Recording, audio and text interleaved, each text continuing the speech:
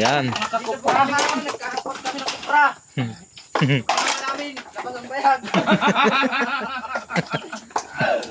Patay dyan tayo. Hindi tayo vlogger niya. Ito na mga kaparmers.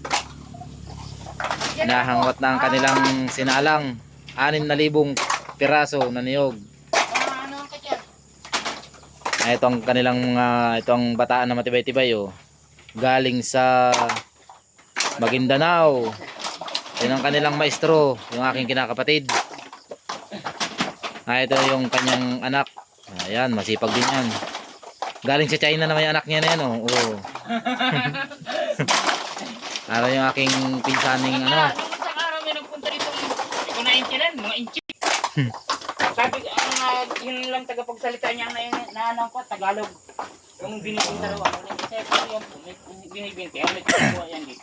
Hindi pa ako ano yun. Kung amo namin na ando doon. Aba, nagsabat yung inchik eh. Oh, jaja. Patay dyan tayo. Sabi ko, hindi mo na naintindihan. Hindi. Bigay mo daw yung cellphone number ng amo mo.